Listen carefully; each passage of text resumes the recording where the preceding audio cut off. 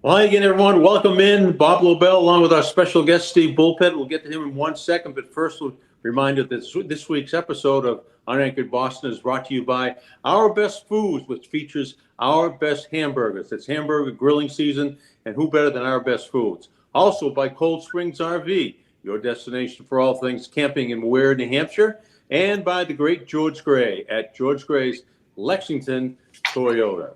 All right, today we got a very special guest, and timing is everything in life. And he covered the Celtics for 35 years. He now writes for the Boston Herald. He wrote for the Boston Herald, now writes for Heavy.com. The pride of Swampscott, Dayton University, and the great Steve Bulpett. That's right. Bob, take it away. University of Dayton, Michael. University of Dayton. The commissioner made a mistake on that in the draft a couple of years ago, and we didn't forgive him. All right, Bob, take them away. Well, rarely have we come to this point in Boston sports where people have genuinely been embarrassed. Embarrassed is not one of the things we do well. We can get angry and we can get disappointed, but I don't think we've rarely been embarrassed. And I think we're right on the cusp of that right now. Yeah, I guess, I think it was pretty good anger. I mean, I could show you my email list, and you'd see some anger. I think they're stunned a lot by what they're seeing, and certainly what they saw in Game 3 with the kind of give up factor that night. Yeah, what about that, Steve? Talk about the give up factor. Why don't you just say quit factor and get it over with? Well, it's strange. I think this gets back to the basketball era that we're in with young players. We're in the AAU era. It's not so much guys aren't, so much for their high school team. It's AAU basketball that's the important thing, where they go into a weekend tournament with 4 and 5 games, and we'll get them next time. And so I think the proximity of the shutoff valve is a lot closer for these guys. But it's I'm stunned a little bit. Back in Michael's day, I'll put it on Mike's age. In the summertime, you played basketball outdoors, where if you lost, you sat and you weren't sure when you were getting back on the court. So there was that keep the court mentality that, we used to drive down to New York to play, and you learned that on game point, you didn't drive, or, if you did, you'd bleed internally. I just think now these guys are, next time we'll get them. But, every single foul that was called, that was not called against the Celtics, guys are lying on the floor, throwing their arms up the referee, while 5-on-4, Miami are running down the court down the other end. Is there an NBA coach today that can call a timeout and get his group together and says, the next guy that complains, I'm the only person that's going to whine about calls. You guys worry about the game.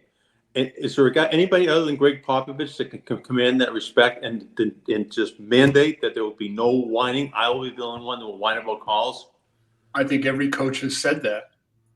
I think they've all said it. But at a certain point, when you've got your best players, when it's Tatum and Brown that are doing it, call by call, you can't take them off the court at a certain, Mike Muscala, J.D. Davidson, go get them. That's not going to happen.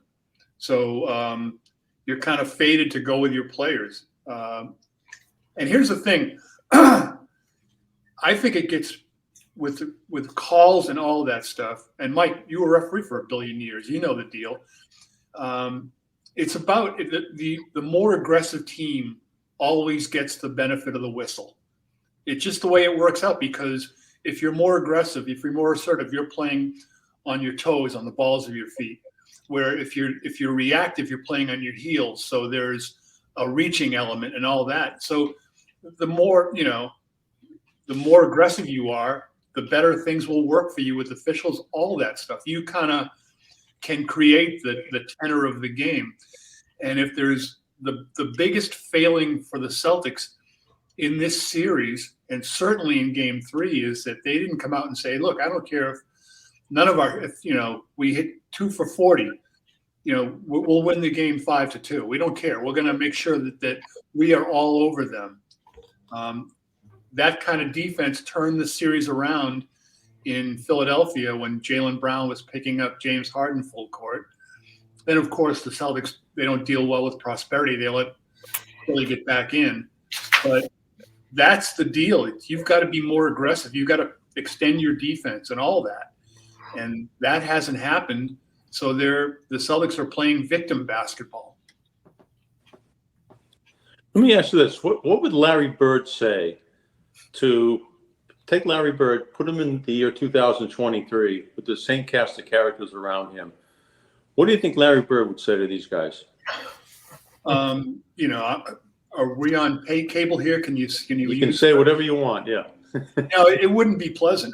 But Larry did that while he was playing.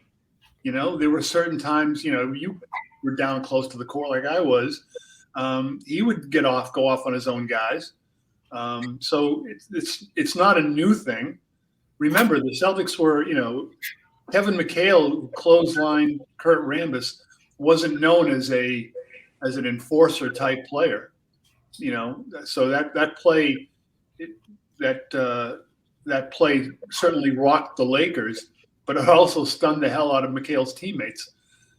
So yeah, it's just it's simple stuff here. We're not talking anything X's and O's and all that stuff. This is a desire issue and what do you have inside yourself issue. Yeah, well, where did it all disappear? How come it just disappeared? Like everybody thought it was there, and now it's not.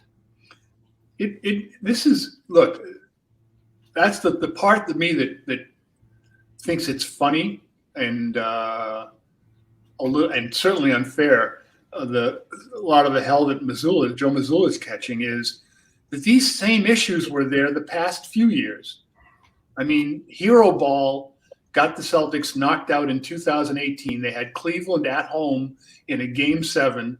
And trust me on this, having talked to Warrior people, guys on the team and coaching, in 2018, they desperately wanted to avoid the Celtics back then because of Boston's defense. So, but, hero ball, and all of a sudden Cleveland wins in Boston, Game 7. 19, same thing.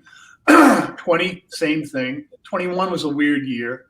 But last year, the Celtics are up 2-1, have a great chance to go up 3-1, blow that game.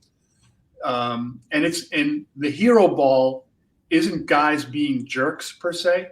It's guys saying, okay, I'm going to take responsibility for this and I'm going to go make a play. And it's like, well, great. That's really noble of you, but you just took your team out of your offense and the ball movement stops. And look, they were up by 12 points in the last quarter in Game 2 here, Celtics and against Miami, and freighted it away. Guys driving in 1-on-1, which becomes 1-on-2 and 1-on-3, and it's a turnover. So this kind of game that they're playing, yeah, I think you're kind of spooked by what you saw in Game 3 and just that, that debacle. But the way that they've been losing these games has been, it's the same DNA. Did Grant Williams make a fatal mistake in this series when he got in the face of Jimmy Butler? No, the mistake there, the crime there was that his teammates didn't back him up. That's the thing. Everybody knows everybody else now, right? I mean, how many years did it take for Larry and Magic to get to know each other, before they even spoke, really spoke? These guys are all, but yeah, you got to have people backing you up. And that's, that to me was the issue there. Grant's going to talk, and Jimmy's going to talk. Steve, let me get right to question number 1. Do you think the Celtics will come back and win this series? I do not, because like Mike, I took math at Swampscott High School, and I know probability. Yeah, it'll be hard to see it. It's never happened before. Obviously, a team in the NBA coming back from 0-3. I think it's 0-150 right now. I think we would call that a trend. You know, I think in the immediate, you've got to look at how they come out tonight, the Celtics, and not just whether they win, but how they play. So I think that's yeah. I think it's safe to make plans for June if you want to go cut the lawn and stuff. Joe Mazzulla, will he survive no matter what happens in this series? I don't know. And because it's basically, the story hasn't been published yet, but I was talking to a bunch of NBA people yesterday, coaches and scouts, some executives, and it'd be hard for me to picture Celtic ownership, management, looking at this and saying, okay, let's run it back with what we have. You've got to make some change. And it would be really hard, I think, to make significant change with your players because of what you've got. I mean, the biggest potential change here could be if Jaylen Brown gets offered the super max contract and then doesn't take it. If he says, no, I'm going to wait out the year and become a full unrestricted free agent in the summer of 2024, that would be, then you'd kind of almost be forced to look at trades for Jaylen Brown. But outside of that, I think, will they try to keep Joe Mazzulla and bring in some a veteran assistant or two around him? But it'd be hard to think you're going to retrace the same steps. But again, I think the failing here isn't coaching. The narrative among some media has been, oh, they quit on their coach. I mean, that's, how silly is that? It's like, okay, I don't like my coach enough that I'm willing to go out on national television and get embarrassed, which is what people are not treating Jason Tatum and Jaylen Brown well, two all NBA players. It's like, the heat's going to come down on them. So I just think that's like, okay, we don't like our coach so much that we're going to go down here and out in the court and make fools of ourselves now. I don't understand that thought process. Someone looking at that, I could see if like you're a football team and it's game 3 and your coach it's you're screwing everything up and you blow a game here. But this is the conference finals. Everybody's watching. There are no other basketball games going on when you're playing. So anyone that cares about basketball is watching, and you're going to do that? I don't see it. I don't see it being a coach issue. Well, it's hard to see them go into Miami and face that whirlwind, the excitement and the energy that the Heat throw at you right away. It's just hard to see that happen, for them to turn that around at all in any way, shape, or form. Yeah, I mean, you hate to be the total negative thing here, but it just doesn't seem possible. Well, no, I think, talking about winning game 4 even. Yeah. Well, look, if the Celtics get into them defensively, look, the thing that messes up offenses is conscious thought, making people, getting into them physically, because offense has the advantage, right? I know where I'm going to go before you know where I'm going to go. But if you get into someone and you force them to, to go this way or that way, that's, and look, this Miami Heat team that we're now trying to look at group canonization rates for, this team lost the first playing game at home to the Atlanta Hawks.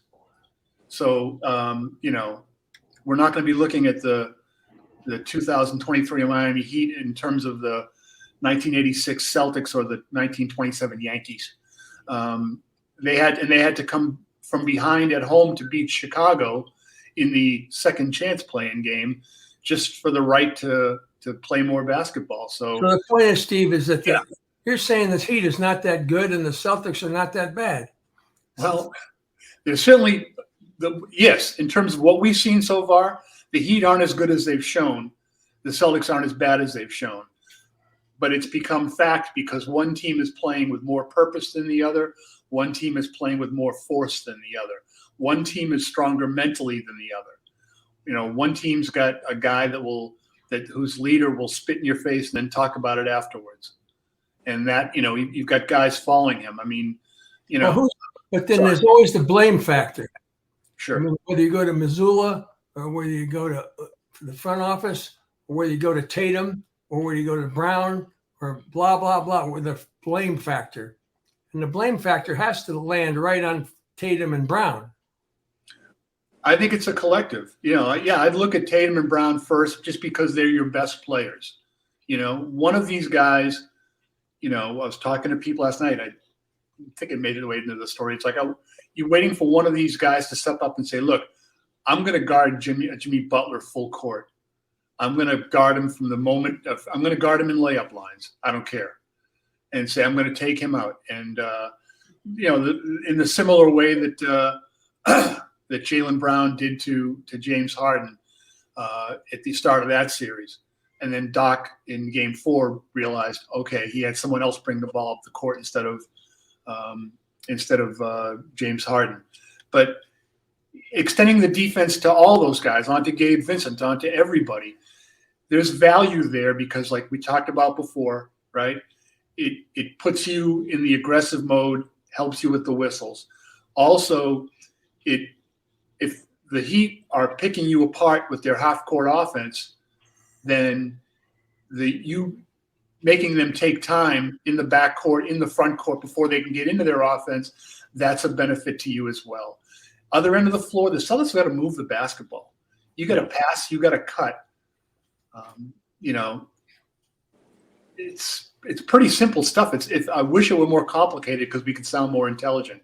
That's not happening. We're talking with Steve Bulpett of Heavy.com, and formerly of the Boston Herald for 35 years covering the Celtics. Also the pride of the University of Dayton. Is that right, Steve? Yes, Michael. University of Dayton, and more importantly, Swampscott High School. I've been there. I've been in the Flyers. I've been at the University of Dayton. Mike, did you go to Harvard State, Mike? Yeah. Okay. I got it. Point well taken. Point well taken. Can I tell you a quick aside story here? Go ahead. I'll just wait for this. That's all right. I'm sorry, Mike. Go ahead. I apologize. You go ahead. No, I need your heart to forgive. Oh, you got him you got him pinned on the mat, so just go for the count. I really upset Mike's daughter one time a few years ago. I met her at Sonny McLean's. Celtics had a West Coast trip. I met her at Sonny McLean's. It was a Patriots game. And as you know, that's like the big Boston bar out in Santa Monica.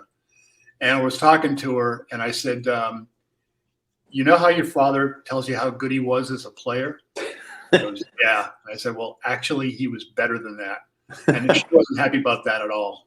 Nice. She was so unhappy she moved back to Boston. That was it.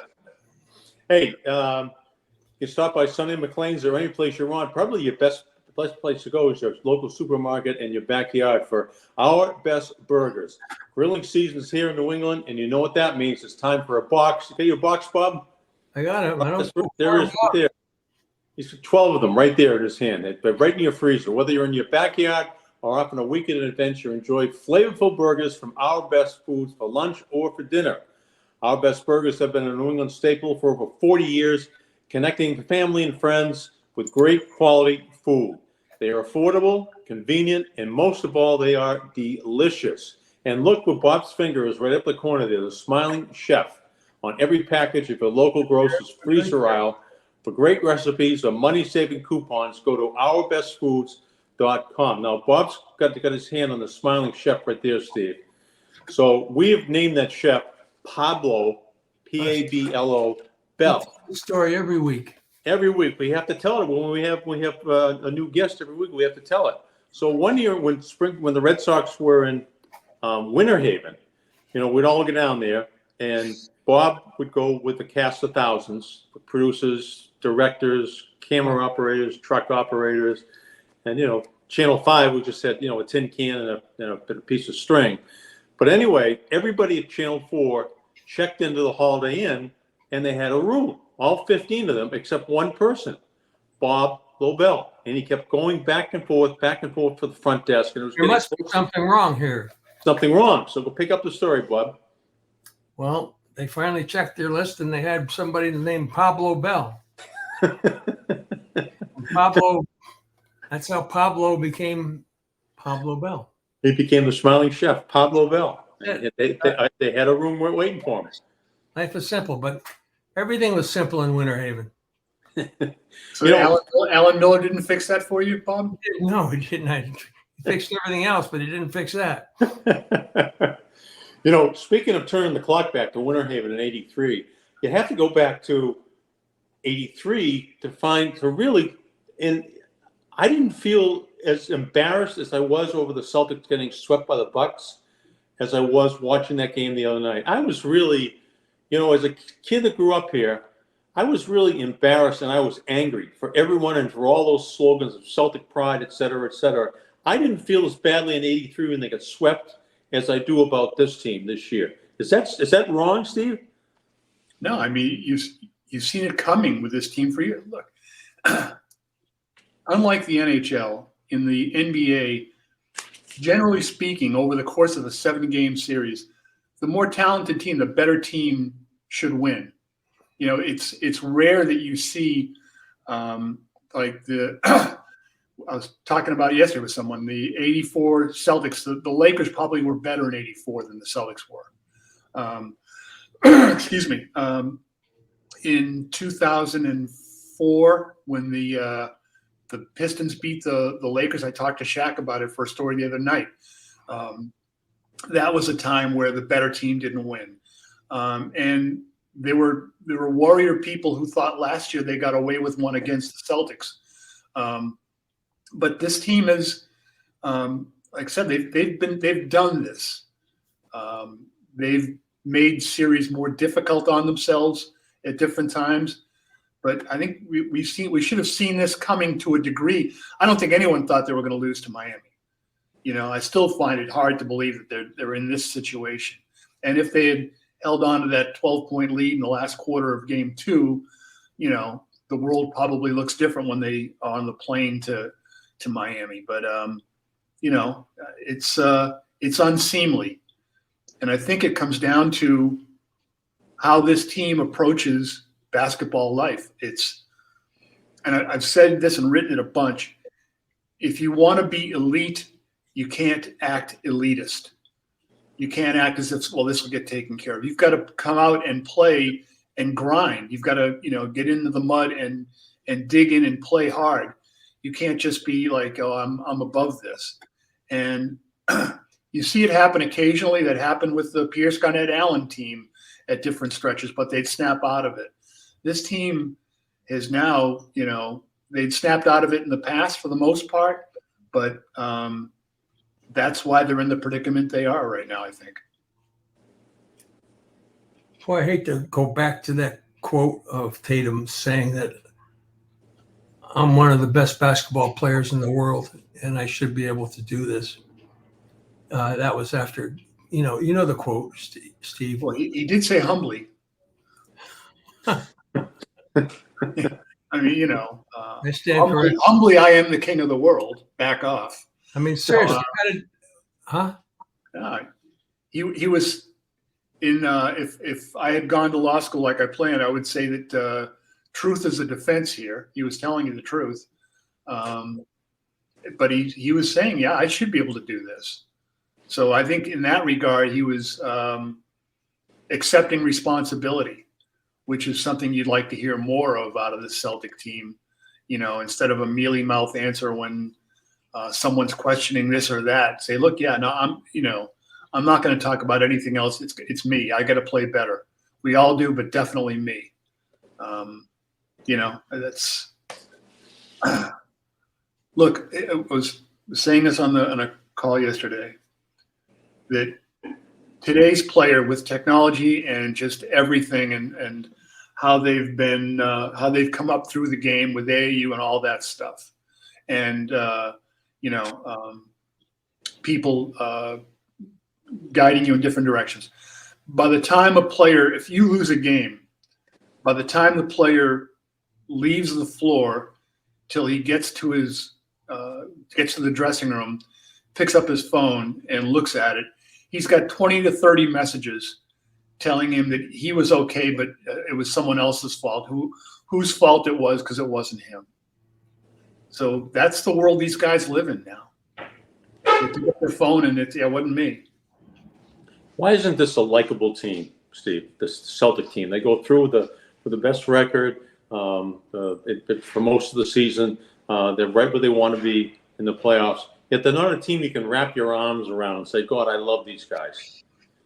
Well, I think it's hard for you to wrap your arms around them, Michael, because you're so far away in Florida, you snowbird. No, I think I would disagree. I think for the most part, people were liking this team all year. There was the, Brogdon coming in, the bench guys with Blake Griffin and the Bus One boys and all that, and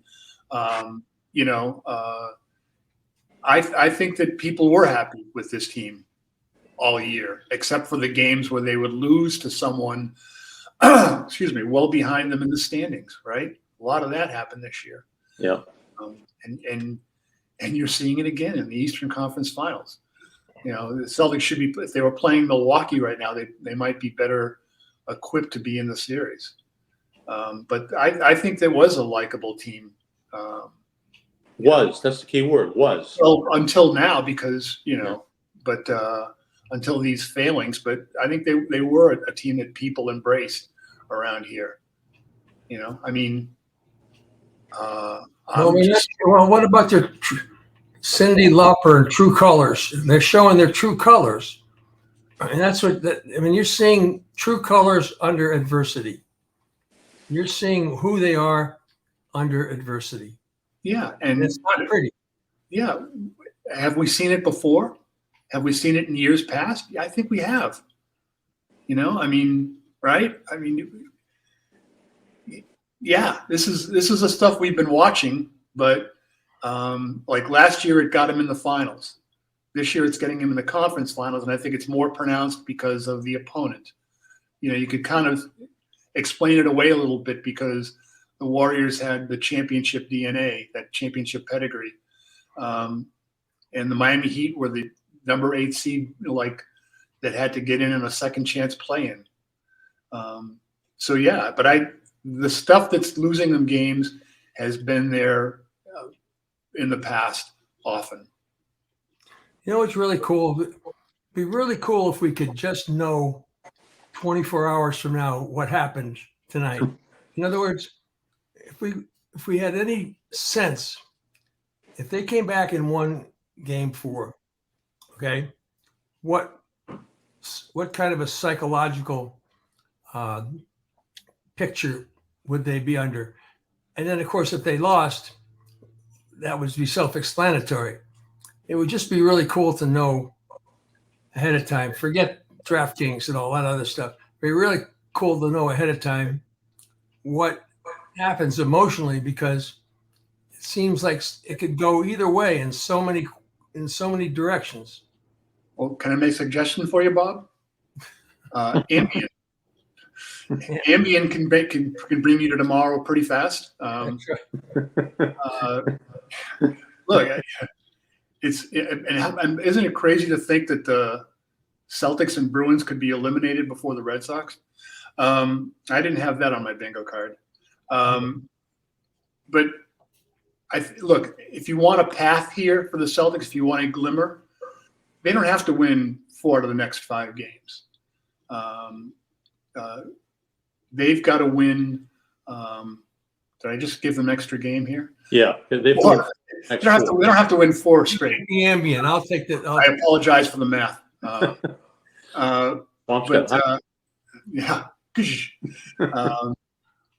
they don't have to win 4 straight. They've got to win tonight. If they win tonight, then it's a matter of, can you tuck one in at home? And they haven't been a great home team, which is crazy when you think of Boston fans and the home court advantage that's usually here. But if you win this evening and you manage to snake one at home, okay, now it's 3-2 and you go back to Miami, and now Miami's thinking a little bit. Okay. Absolutely. So yeah, Kevin Millar is in daunting task, but here's step one. Sorry. Kevin Millar is in their ear a little bit. Don't let us win this one, because watch out. If we go back to Boston for game number 2, then we get the momentum, and anything can happen, and blah blah blah blah blah. They're going to need to sign Pedro to pitch game 5, though. But here's a crazy question. It's got nothing to do with who wins or loses the game. Whatever happened to the home team wearing white uniforms and the road team wearing their colored uniforms? And I like when during the regular season, when I would just see a picture on the front page and that's also in green uniforms, I'd say, I thought they were playing home last night. What is this? Is it anything goes, whatever the home team wants to wear? Is that it, or is the league mandating what kind of uniform they wear? Let me drop you a line from all the president's men, Michael. Yes. Follow the money. It's merchandising. It's all these different kinds of uniforms. If you're going to buy one, you got to get this new uniform. You've got to get this version. It's in baseball. It's in all these things. The funny part is, and this shows our age, as if having a turntable and vinyl behind me didn't already qualify me for Medicare, is that when the reason why, like you'll have teams now, one team in red and one team in blue on the same court, which you couldn't have had years ago because we had black and white TVs. Right. Only the people down by Little's Point, Michael, had the color TVs, right?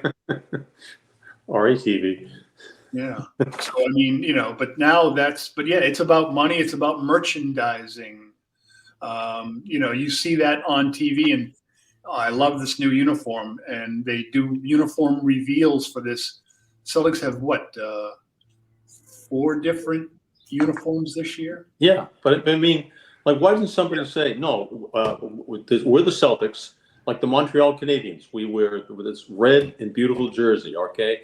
We're the New York Yankees. We wear pinstripes at home. We're the Boston Celtics. We wear white with the green numbers and green print when we're at home because we're the Boston Celtics. I don't care what the rest of the league is doing. Of course, we're the Red Sox, and we wear yellow, blue, red, green. I know. And white, yeah. No, yeah. It's about the dough, Most things, I think you can find a through line, and you'll wind up at money, right? Yeah. Hey, you know what? I know we're all mobile. We all like to go for rides, and if you're thinking about a new vehicle, go where Bob Lobel and I go. Go see our friend George Gray at George Gray's Lexington Toyota.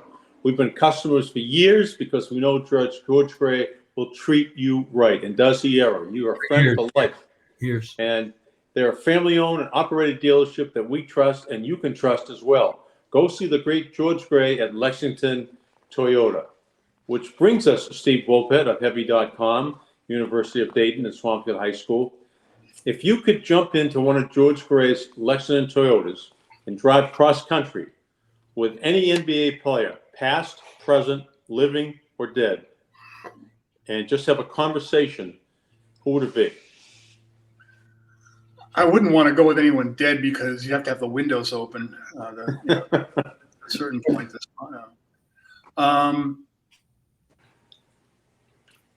It'd probably be Charles B. Barkley. Yeah. Because no matter where we stopped, we'd make friends. It'd be a good time. Usually is around Charles.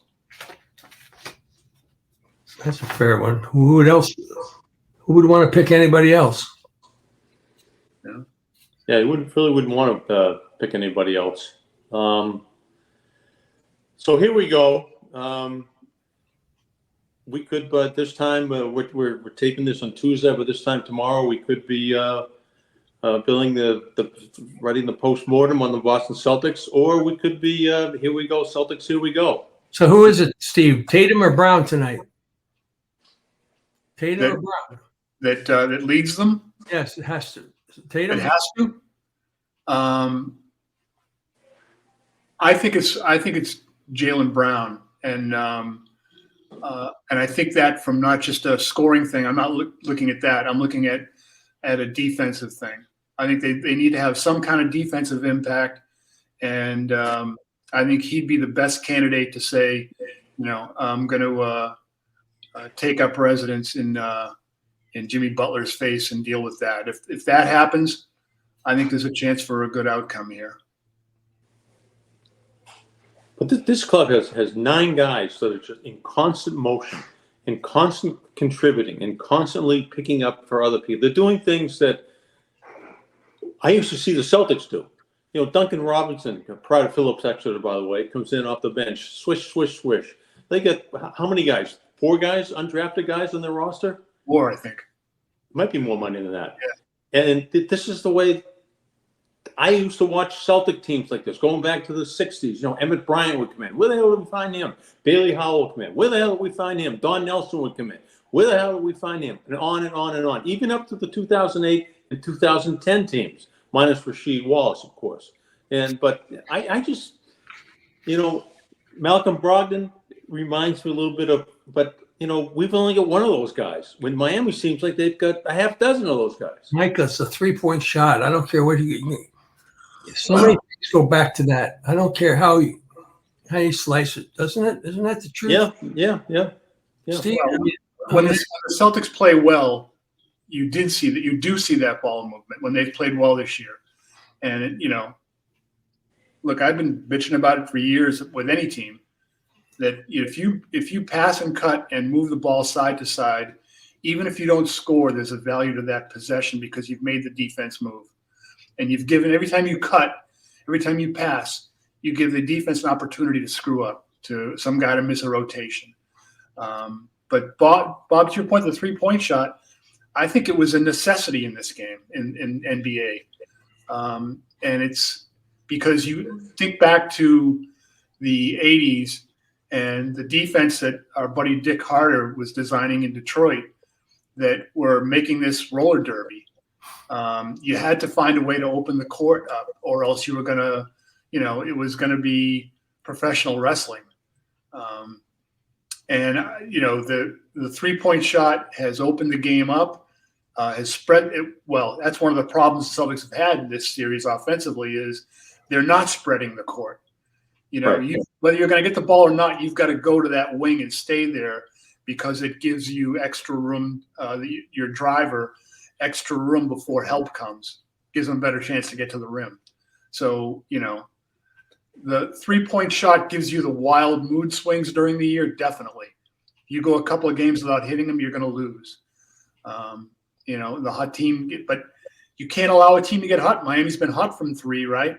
Yep. They get in someone's face. Right. Someone's got to eat a little pine, a little hardwood, excuse me. You've got to get up and foul guys, or at least get into them before they have a chance to get their shot up. Good one. So, Steve, let's I think we've dissected all we can about game number 4 because that's what we got in front of us. 35 years covering the Celtics. Is there one team was your favorite? One guy was your favorite? One crazy thing that happened? Just take a trip down memory lane with us. It's a lot of crazy stuff that happened, Michael. The floor is yours. No, it was 35 years on the road. I mean, as I say, I've got hundreds of thousands of airline miles and millions of Marriott points and a butt shaped like a Coach airline seat. It was wild. I mean, for the teams back when the Celtics were flying commercial, which happened up until right around the early 90s, they were still flying commercial. So those first few years, it was interesting. Walking through the airport terminal with the Celtics and the characters you'd see. I know I've talked to Bird in the meantime. He said would have loved to have his teams that when he was running the Pacers, loved to have them fly commercial a couple of times a year, just to see what what it's like, and to have them see real world situations. I think now it's more difficult to establish those kind of relationships, business relationships with players. It's still possible. You got to work at it a little bit more, but I think it was easier then, because you'd have a home game Friday night, there'd be a road game Saturday, and everybody be dragging their butt to the airport on Sunday morning.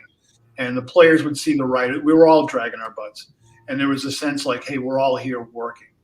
The media is not just parachuting in to make your life miserable. We're here all the time to make your life miserable. But no, there was a sense of, hey, everybody's working here. And now it's, it's a lot more compartmentalized. So that change over the years has been interesting, but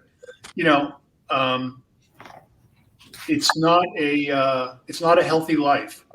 When I got off the road and I got hooked up with heavy.com and the travel was minimal, all of a sudden, I'm healthier. I used to always tell it, my primary care physician at Mass General wanted me off the beat worse than the readers did. Not a healthy life. But yeah, there was a lot of craziness that happened, Favorite coach?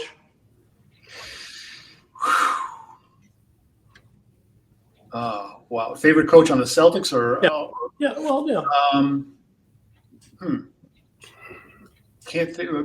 Look, Brad Stevens never ever lied or whatever. Doc Rivers probably. He was talking about aging yourself. When he was with the Hawks, he was the first opposing player whose home phone number I had, because we didn't have cell phones as kids. So yeah, Doc. Jimmy Rogers was a really good guy. Chris Ford, yeah, there was it's hard to pick a guy, I'd say.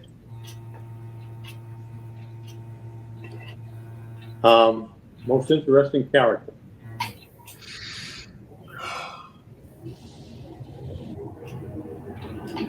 Maybe McHale.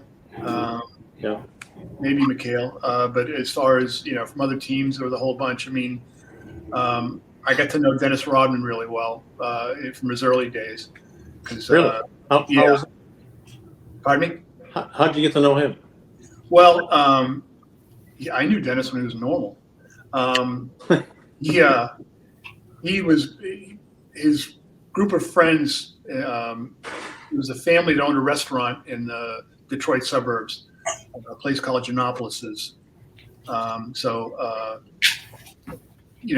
Dennis was there, and I got to meet him that way. And me finding a Greek restaurant on the road, shocking. So seeing him over the years and kind of understanding where some of his issues came in. You're a kid that everyone's kind of casting aside. You're someone who's been looked at his life, and he's working as a janitor at the airport and this and that, and all of a sudden, it's in pretty fast time, people are showering you with praise and gifts, and you're a national figure. And how do you handle all that stuff? How do you navigate that life? And Dennis was a pretty interesting dude, and but a lot deeper than you'd think, and crazier than you'd think too, if that's possible. He was when he was playing for Chicago. It was an afternoon playoff game, and I was covering, and I went to this establishment where they served adult beverages afterwards.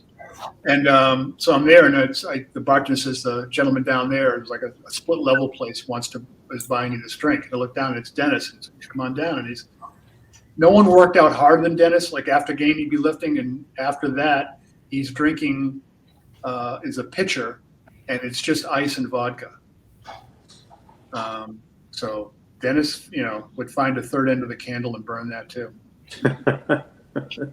How about owners? We talked to Jan Volk about his favorite or least favorite owners, and he wasn't he wasn't shy about his least favorite owner, but I don't know if it would match up with your impressions of any of those guys that they've had there. I know Harry Mingarian was probably the best, but whatever your take is on that. Harry was before me, but I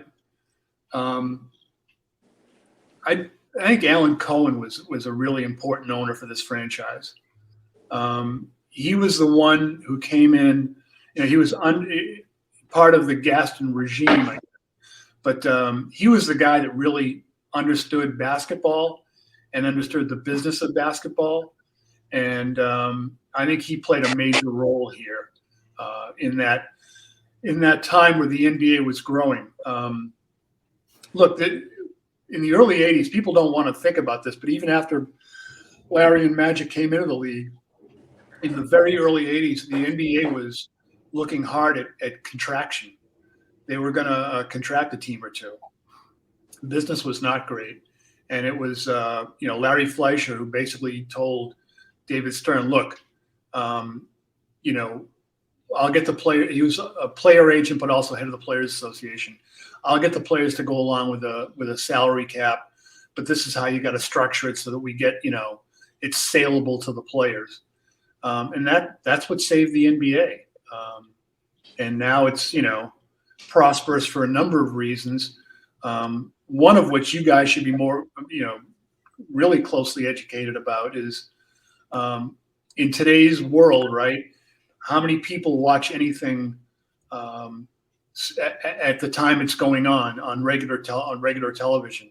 Right. But sports has become one of the most valuable properties because people watch it in real time, and you have to watch the commercials if you watch it in real time. So that's why sports still, makes a whole lot of money for these leagues.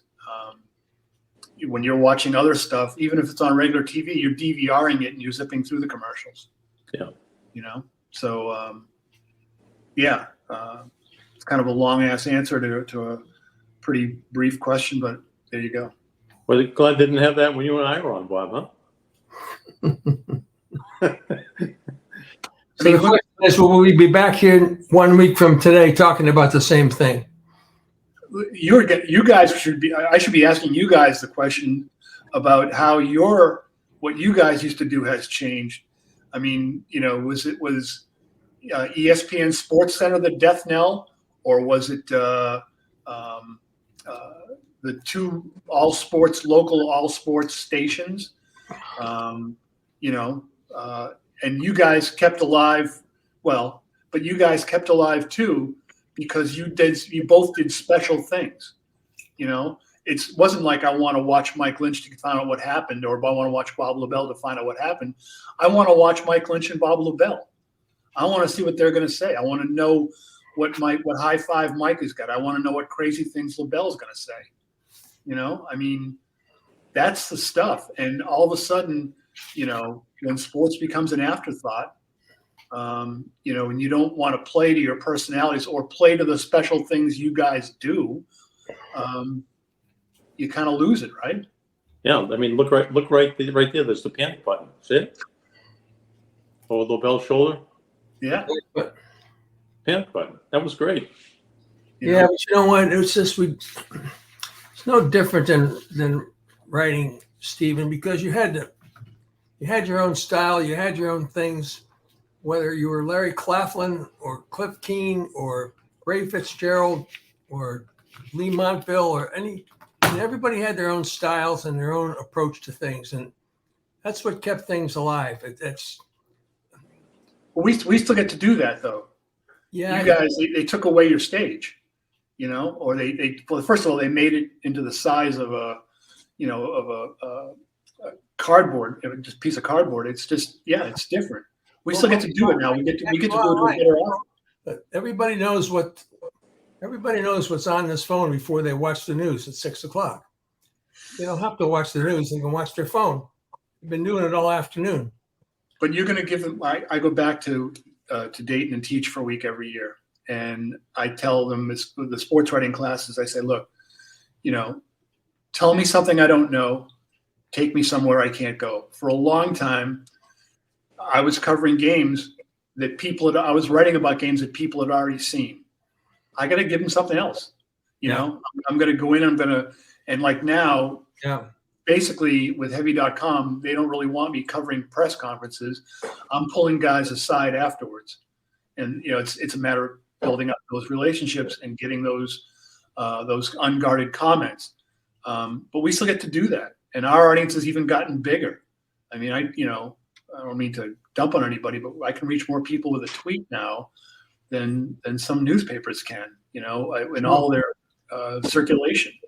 And, you know, heavy.com not being a pay site, you know, we're out there and we're, you know, you're going to get ads on the side of the story and all that fun stuff. But we still get to do that stuff. So the same way that I'm talking about, give them something, tell them something they don't know, or give them something they can't get elsewhere. That's what you guys did. I can't get Bob Lobel from ESPN. I can't get Mike Lynch. I can't get High Five. I can't get the Thanksgiving show, you know, from NBC Boston or Nesson. So how do the young guys pull a guy aside? Like you built up relationships over 35 years. How does a guy who's, you know, 2 or 3 years into the business distinguish himself or herself from the competition? Walk up to a player, introduce yourself, you know, find something to talk about. Don't just talk to a player when you need something from them, you know. I used to always pick on Terry Rozier because he had that ripped pants look, the ripped jeans thing. And I'd walk in like every game, Terry, you've got a rip in your jeans. You know, that's the fashion, man. But you'd pick on him for something like that. All of a sudden, when he's getting about to be, you know, a free agent or this or that, you know, you can call Terry Rozier up. You know, you develop those things, and it's not hard. It really isn't. You know, you walk up to a guy and, hey, how are you? And, you know, where are you from? And this, that, or whatever. You know, you know before you walk up to him, you know, where he went to high school and all these different things. And, you know, being there early when the Celtics drafted Marcus Smart and Jason Tatum and Jalen. I covered the Jalen thing here, but Smart and Tatum, I was at the draft site. You know, hi, how are you? I cover you. I'm going to cover you. Sorry, bud. You know, I'm the guy you're going to deal with all the time. Just stuff like that. But it's not hard. It really isn't. And it's not just for over the years. It's for, over the years helps when you're talking about GMs and things, that guys who were players who are now running teams. It's, you guys did it, right? Yeah. I can't say it was intimidating at the beginning. At the beginning, it's always intimidating at the beginning. It's always, you know, that first step is always a big step. I mean, I don't care who it is. Yeah. Rejection is tough to take, you know. Dalton Jones. Yeah. Yeah. Rejection is hard to take, you know, when 3 guys try to go pound sand, you know, do you ask the 4th guy, you know, but sometimes the 4th guy gives you a gem after your head is down between your ankles walking around. And I guess, you know, after years, you develop a little more self-confidence, and, you know, rejection doesn't bother you as much. But when you're young and breaking in, it can really kick the crap out of you. Yeah. Yeah. Like, you know, look, you know, but you take advantage of everything you can. It's, you know, every arrow in your quiver, right? When I was working part-time for Salem News and I was having to cover Red Sox games, you know, Dennis Eckersley, I was a young guy. Dennis Eckersley was a young guy. So you go over and talk to him, you know, and, you know, he was an easy guy to talk to, or just, you know, make that. Baseball players, right, notably pretty difficult to deal with by and large. I'm not sure if how much it's changed over the years. I'm guessing it's changed a bunch. But you know, find someone you've got something in common with, and, you know, that opens doors elsewhere. If another player sees you talking to Eckersley, you know, maybe he's going to be more open to chatting with you. And, you know, yeah, it can be intimidating at first, but it's not about you. It's about the job. It's about the people who are going to read you or hear what you got to say, right? Take yourself out of it. Well, I feel good about going out and looking for another job today, actually. Well, you have some. You can give them something no one else can. You know. And that would be what? Hi, I'm Bob freaking Lobel. Oh, okay, right. No one else is. Steve did a great job. Thank you for being here. Yeah, hold on one second, Steve. We got one more spot to get in right now. I was hoping you'd say that. Can I do this spot? You want to do it? Yeah, why not? You got the copy right there? All right, beautiful. We had a TV guy fight here. Bob freaking Lobel. Campers, now's the time to see a fantastic selection of travel trailers, fifth wheelers, motorhomes, pop-ups, and park models. How am I doing, Mike? Doing unbelievable. Okay, can I keep going? Yeah, I wish you told me like a month ago you had a copy of this. Mike, I wouldn't be reading every week. Definitions, please. Yes, I'm sorry. At Cool Springs RV in Ware, New Hampshire, the doors are open and you can freely browse. Or check out the deals at ColdSpringsRV.com, even more convenient. Did you know that Cold Springs RV is one of the region's largest state-of-the-art service centers? Did you know that, Mike? I did not know that. Well, you're educated now. Okay. Are you an experienced auto technician, Mike, or are you someone who's ready to learn? No, I'm eager to learn. I don't think so. I don't think you want to be one, but if you're ready to learn, fine.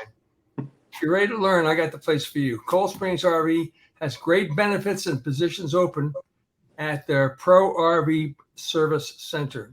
I can see you there. Yeah. You know, tool belt strapped to your waist. Yeah. You know, wrench. Changing a flat tire. If you ever that too. If you ever thought about becoming an auto technician, they are ready to train you for your job. Learn more at teamcoldsprings.com. I could go on, but I won't.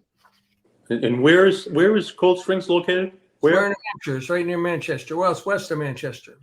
Where? I didn't know there was anything west of Manchester. Yeah, Goffstown's west of Manchester, and where's west of Goffstown? Okay, got it. Billy Monbouquet used to live out there. Oh, number 27 through nowhere. Yeah, I'm just saying. Oh, well, see, do you think both of us have a future reading commercials on the air? I'm writing down this stuff because I'm going to buy all of it. You know. Thank you, Steve. Thank you so much. Well, Steve, you were great. Steve Bulpett, Heavy.com, pride of the University of Dayton. More importantly, the pride of Swampscott High School. I know Bob hates to hear that. It's 2 against 1 here. But I saw the Flyers. I know where the Flyers live. If you want some good, I still am 4 years younger than Michael, but I watched him. I watched the field goal against Marblehead. I saw the driving layup against Marblehead. So I got to watch all that stuff. Oh, my heart's just fluttering. I'll see you later. Thanks a lot. Stevie, we'll say we just sign off and we say goodbye. Everybody wave like romper room. But the late Miss Jean passed away yesterday, and she used to have a magic mirror every day. So bye everybody. Bye, Steve. Thanks a lot, Lobie. Thank you, and thank you, folks, for watching and checking us out. See you next week.